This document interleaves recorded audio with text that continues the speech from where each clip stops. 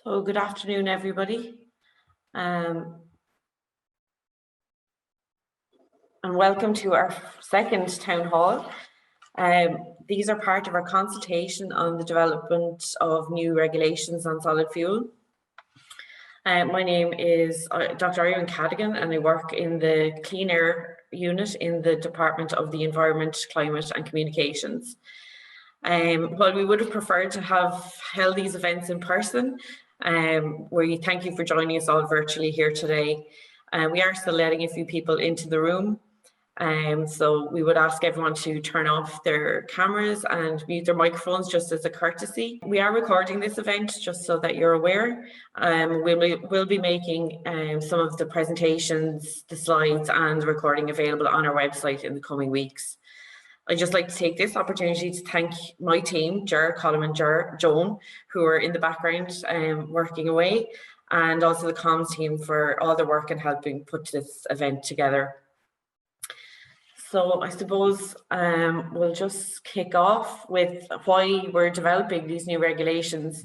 So the original regulations were developed in the 1990s because of coal use and smog in Dublin. And because of the positive impact these had on air quality, the regulations were extended numerous times to include new areas. These low smoke zones saw an improvement in air quality, but we recognise that there are limitations.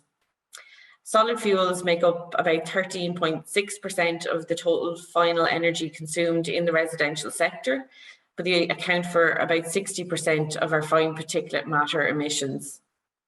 They also contribute to about 57% of our annual sulfur dioxide emissions and 92% of our PAH emissions, and they also release other chemicals. Currently, we're not in breach of any of the EU limits, but our ambition is to move to WHO standards for air pollutants, and this won't be achieved without reducing solid fuel use in the residential sector. So the research also indicates that the contribution of peat and wood to particulate matter, as well as coal in the air, can also be considerable. There are a much wider range of health impacts than originally understood, and these are not just from air quality outside our homes, but also inside. We need to do more. It is therefore important to consider the potential health benefits to be achieved by extending the regulations to other residential solid fuels. Determining the contribution of each solid fuel to air pollutant levels is complex, and that is a key element of the call for evidence that we're running as part of the consultation to help us determine how best to regulate. Ultimately, the regulations and any supporting policy measures will be designed to help people transition to better fuel quality. We know big change won't happen overnight, but we want to support and encourage people to make better choices. So I'll just share a little bit about the consultation. Now, so the consultation itself was launched on the 18th of February and will run until the 2nd of April. And it's really to help us to gather insights and evidence to develop new regulations that will help us ensure improved air quality for all our citizens. The new regulations will move from the regulation of specified fuels in designated areas to regulations that apply across the entire state. We want to increase the range of solid fuels that will be regulated and determine how best to regulate additional solid fuels. We also want to ensure that the appropriate enforcement instruments are available to local authorities and anybody else involved in enforcement. All the details of the consultation itself can be found on gov.ie/clean air. So as well as a traditional technical consultation and a call for evidence, there is also some wider public engagement that we've been doing as part of this consultation. So we've been running a survey, a questionnaire which mirrors the technical consultation document questions, and we've also been engaging on social media to help people and raise awareness of the better choices that they can make. And we've also had these town halls. This is the second. So today we'll have our two speakers. So Dr. Jurgita Ovidnavate will speak about solid fuel and air quality, and Dr. Ovidnavate is joining us from the Centre for Climate and Air Pollution Studies in the Ryan Institute in NUIG. We'll also be hearing from Dr. Colin Byrne from the Matter on air quality and health impacts. And then when we start our Q&A, we'll be joined by our panelist, Pat Kenny, who's looking after the Ambient Air Quality Unit in the EPA, and Susan Andrews, who works in the Home Energy Grant section of the SEAI. So just a quick overview of some of the responses that we've had to the consultation to date. We've had 1,092 surveys completed, 175 questionnaires and 70 emails to date.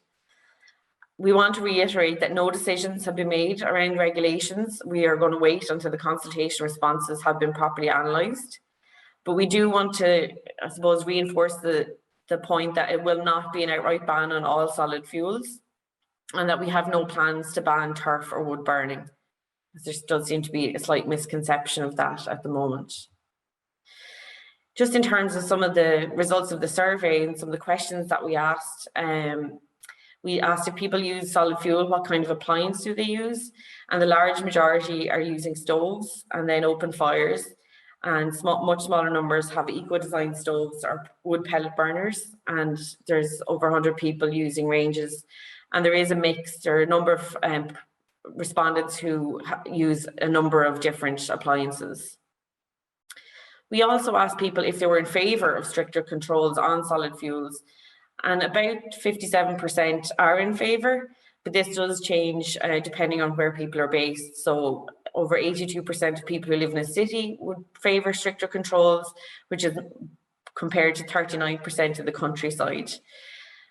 Overall, about 68% of people were worried about air quality in their community, and about 57% were worried about air quality within their home. Some other key points to note from the responses so far: about 27% use solid fuel only for heating in their home, and about 43% use solid fuel to help reduce the overall cost of their heating. 23% indicated that they use solid fuel for just comfort and ambience within their home. And a large number of people also mentioned the point that they had free access to wood or turf, that they use it for additional heating or room-only heating, or as a backup in very cold weather. And also a number of people indicated that they like the ability to buy weekly in terms of, compared to other fuels. And then we also asked people in the last 5 years if they'd made any changes in their homes to help with fuel efficiency. So a number of people, 41% of respondents actually had improved the insulation within their home, and 27% had moved from an open fire to a stove. Only 3% had removed the solid fuel burning appliance completely, and about 21% had installed or upgraded to a more efficient heating system. So I suppose overall the main points that have been raised, there's a concern in a lot of the responses that we're looking at a full ban on all solid fuels, and I want to reiterate the point that that is not the case. But there are a number of areas for consideration that we will be taking on board, and these are around fuel poverty, the cost of changing, people's ideas around tradition and comfort and ambience within their homes, the use of solid fuels for a backup heat source or targeted heating, and also issues around poorly insulated homes and older homes that are not as easily upgraded. We also do need to balance this with the concerns of people about the health impacts, and also around the impact on their community and the impact within their own home. So I suppose I won't keep you any longer. We'd like to just move on to our speakers now. We will try and take all questions at the end, as far as it's possible, to allow more time for our questions. As mentioned, we're using Slido to manage the questions because the number of participants, and the code for that is clean air. Please make sure to indicate who your question is for, but you can also use the chat function, and members of our team are monitoring that, and they will move the questions over to Slido as well. So I'd like to welcome Dr. Jurgita Ovnavati, who's our first speaker, who's going to talk to us about solid fuels and the environmental impacts. Hi, Jurgita, how are you? I'm good. Thanks, Celine. Thanks for the introduction. Yeah, I would like to present the solid fuel use perspective from the air quality side of view, or scientific side of view. Just a second, I will share my slides.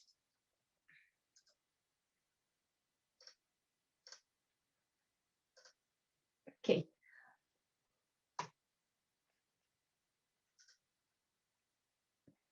And I guess it's no surprise to any of you that the air quality contributes to the health effects, or the air pollutants cause severe health effects, even to the premature death. And it adds up to 5 million premature deaths per year worldwide, but also 1,300 premature deaths in Ireland alone per year. And this has been known for some time now. And we can see from the graph on the right side that the black smoke events were also associated to the increase in death numbers registered in the Dublin hospitals. And that's back to 1980s in Dublin. So this is well-known effect, but I will not, I guess, elaborate on that because Colm, the next presenter, will talk more about the health and air pollution relationship. And there has been policies because that understanding that solid fuels cause severe air pollution episodes and then results in the increase in death and health effects has resulted in the smoky coal ban introduced in Dublin, which then really showed a significant decrease in the ambient concentrations of the black smoke and black carbon in Dublin. And it has saved over 8,000 lives since the ban has been introduced in Dublin alone. So it's not Ireland worldwide or Irish wide, but it's in Dublin alone. And it's not only smoky coal. There have been other policies concentrated on power, transport, and industry, and focus of fuel regulations, so cleaner fuels for cars and industry, as well as end of tailpipe filters has resulted in significant reduction of sulfur compounds in our emissions. The red curve is the reduction in the sulfur emissions, but this has been followed also by the reduction in the ambient sulfur concentrations. And then the question is, why do we still get those headlines in our newspapers and in the media raising the awareness of the air quality issues in Ireland? So we have that significant reduction in black smoke or sulfur compounds. We still have these enormous events in winter that reach around 400 micrograms per cubic meter and really catches the media attention. In order to understand that, the National Ambient Air Quality Monitoring Program has been augmented by the state-of-the-art instrumentation that is capable of providing not only the total mass concentration of the particulate pollution, but also the composition, as well as the high time resolution gave us the information on when those events occur. So we can see that these extreme or huge air pollution events occur at night or late in the evening, while the concentrations during the day drop to very, very low values or levels. And just to put you into perspective, like what are those 300 or 400 micrograms per cubic meter mean, because not everyone can realize the importance of these numbers. So just to look at the table below where we can see the EU limits for the particulate matter or the mass of the particles below 2.5 micron, and PM10 is the mass of the particles below 10 micron. We can see the daily values of these are around 50 micrograms per cubic meter. WHO, as Irene said, are even stricter, and they recommend that the daily values should not be exceeded, or 25 micrograms per cubic meter should not be exceeded more than 3 days per year. But during winter in Ireland or in Dublin, we have these WHO recommendations that exceeded 1 in 5 winter days. So they are not rare events, they are happening regularly, and they are exceeding significantly those WHO recommendations. And just to put even better, or to give you even better idea. So these are the events in winter in Dublin over November, December months, and exactly the same period, November, December, in the same winter in Beijing. And if we look at the values or concentrations that are registered in Beijing or Dublin, they are not so far off. So of course, Dublin has shorter events. They are more expressed, confined during the evening and night, while in Beijing, the bad air quality spells occur for longer. But if you look at the absolute values, they said like it's around 400 micrograms in Beijing, and we had these events in Dublin last year.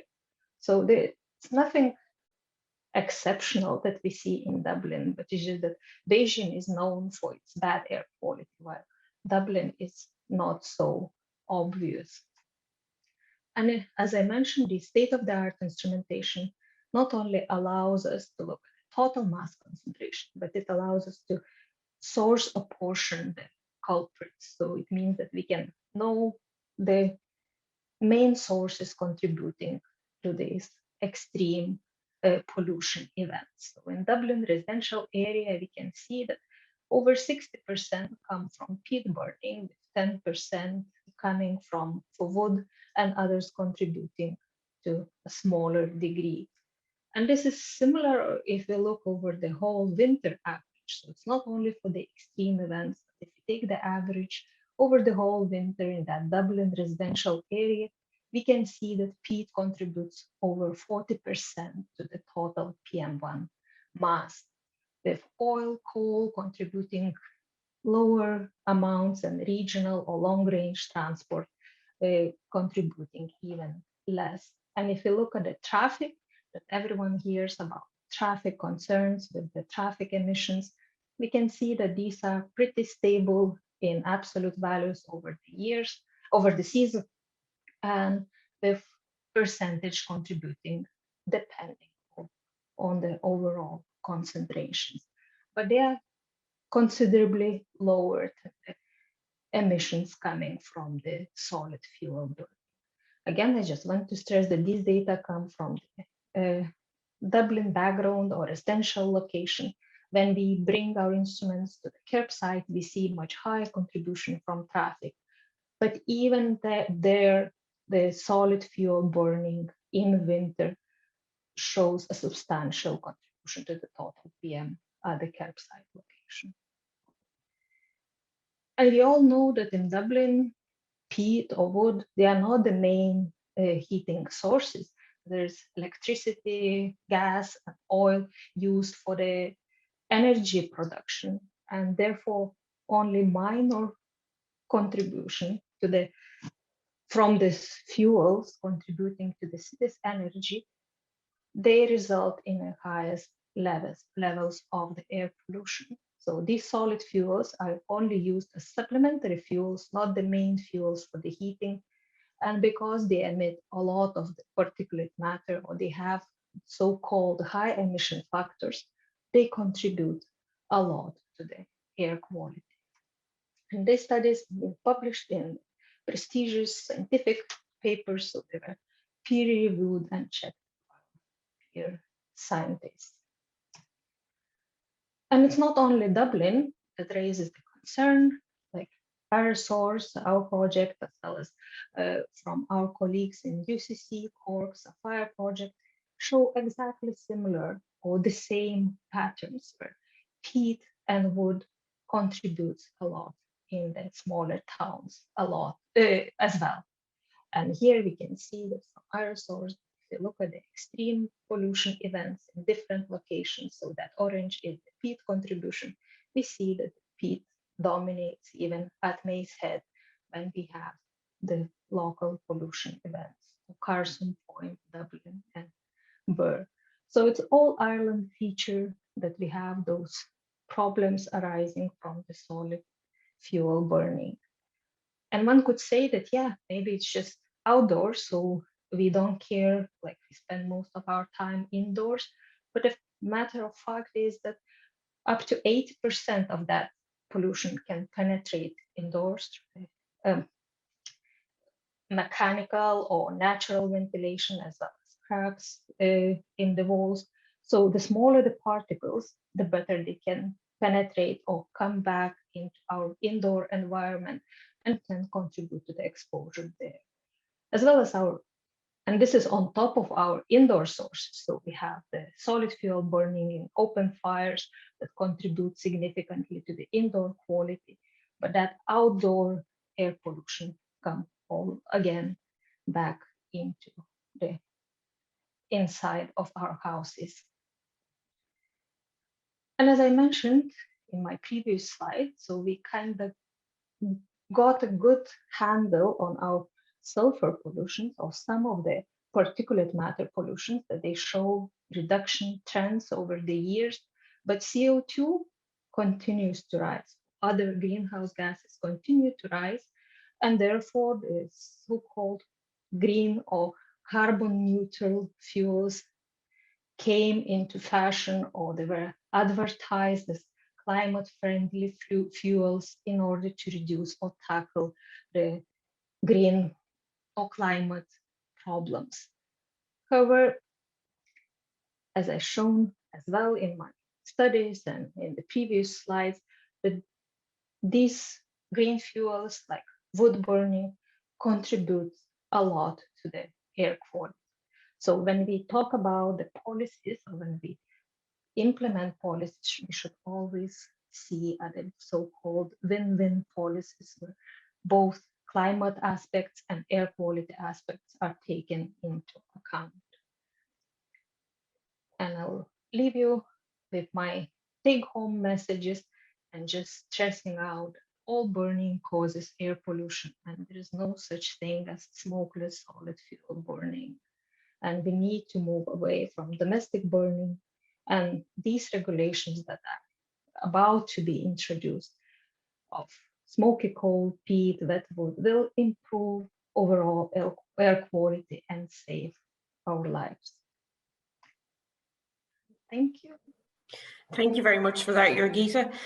We have a few questions in, but I think we'll wait till after Colum's presentation. We'll put all the questions together. If you just want to stop sharing, and I think we can welcome Colin Byrne in now. Hi, Colin, how are you? Hi, how are you? Let's share my screen.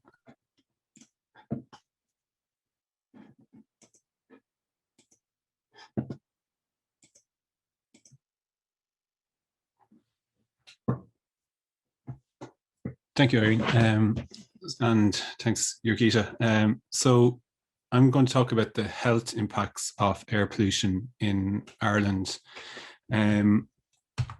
So open disclosure at the start, I did research into air pollution, but before I started researching air pollution, I used to love a solid fuel fire. I moved into this house here and used to come home and light fire every night really during winter, and used to think that I was being okay because I was burning dried wood and an eco stove and thought that that was great. But really, my research has shown the background research I did as well when conducting research showed that that was a lie, really. So air pollution affects so many different parts of our body, and in fact, and impacts so many different parts of our health. It causes things like asthma, COPD, affects our lungs, but it also affects our heart. It can cause heart failure, heart attacks, strokes, can also cause dementia in the long term, and can cause Parkinson's disease, can cause rheumatoid arthritis, chronic kidney disease. The list goes on. And it's even been linked with COVID-19, where in countries with high levels of air pollution in Europe, there's an 8% increase in COVID-19 mortality. So it's been linked with many, many different diseases in various different studies across the world. Not to get too technical into what the mechanism is, but there's two particular ways in which in which air pollution affects the body. So it can get into the lungs and affect the larger particles can get trapped in the lungs and cause direct inflammation in the lungs, and that inflammation can spill over into the rest of the body and cause effects there. And then the smaller particles can actually cross over into the bloodstream and directly impact organs in the body, and can directly impact the heart, the brain, and so on. So there's multiple ways in which air pollution can affect things, and its effects are both in the short term and in the long term. And in the long term, it can cause things like atherosclerosis, where you get buildup of cholesterol in your arteries, can cause increased blood pressure, diabetes, and obesity, and so on. So what about Ireland? In Ireland, it's estimated that there's 1,300 deaths per year due to PM 2.5 in Ireland in 2018. Most of these can be ascribed to solid fuel use, with traffic pollution making up pretty much all the rest, as Jurgita detailed. As Jurgita mentioned as well, in Dublin, we've had the smoky coal ban since 1990. And the seminal study in 2002 by Prof. Clancy and others showed that there was a reduction in deaths from respiratory and cardiovascular causes due to this regulation. And as Jurgita mentioned, over 8,000 deaths now have been prevented in Dublin due to smoky coal ban in 1990. It's various different studies have been conducted in Ireland looking into the effects of air pollution. This one from St. James's looked at respiratory diseases and admissions with those, and showed an association between respiratory mortality and air pollution levels. This study from Dr. Quintine and others found an association between days with poor air quality and respiratory and cardiovascular admissions to hospital over the following 72 days or 72 hours. This study I conducted as part of my doctorate with colleagues from RCSI, including Prof. Williams, showed that there was an increase in short-term air pollution during winter. An increase in strokes due to air pollution in winter, particularly PM 2.5. So those high, pollution events that Jurgita mentioned in the last presentation, they are having clear effects on our health and increasing the risk of having strokes and cardiovascular disease and respiratory disease in the following 72 hours. So the corollary of that is that if we can decrease those the air pollution and stop those events happening, then we can save the health system and save everyone's health in terms of those cardiovascular, respiratory, and stroke instances and impacts. So what about inside the home as well? This study from Trinity showed that indoor air pollution is linked with decreased cognitive function in older people and dementia, and levels of air pollution in people's homes were found to be equivalent to standing on a heavy traffic roadside. And you can imagine you're at a heavy traffic roadside, you're not there for very long. You move on, you walk on. Whereas if you're in your own home, you're breathing that in, over hours, over days, and that's having a severe impact. And that's in particular these kind of magnetized particles produced from coal and wood. And those same particles have been found on autopsy in children, and have those same children's brains have shown early markers of Alzheimer's disease and of Parkinson's disease. So we can see clear, causative effect as well here of these particles, and that they're having may have long-term consequences throughout your life, and exposure even at a young age can continue to have an impact throughout your whole life. So to conclude, many diseases have been linked to air pollution. It's estimated that particulate matter causes 1,300 deaths per year in Ireland, with the majority from solid fuel burning. There's evidence from Ireland that air pollution is damaging our health, and as I mentioned, cardiovascular disease, respiratory disease, stroke, diseases with major quality of life effects as well, such as heart disease, asthma, dementia, and stroke, have been associated with solid fuel burning. And it's important to remember, it's not just about mortality; it's about, you know, the impact that these diseases have in terms of disability. The effects of air pollution have been found in children, and most importantly, we'll start to see the benefits as soon as we stop burning solid fuels, and we'll see them in both our own homes and in our communities as well. And to finish up, I think we need to consider this like the smoking ban in 2004. These regulations are going to reduce down our use of peat and smoky coal and so on, but that ban in 2004 of smoking kicked off a kind of a culture change in Ireland, where we don't smoke. People don't really smoke anymore around children anymore. They don't smoke in their own homes. They go outside to smoke, and that's had a culture change in Ireland as to how we see smoking, and we can see the dangers of it. And similarly, I think it's the same thing for burning solid fuels, that we can see that hopefully people will start to see the impact of that. Thank you very much.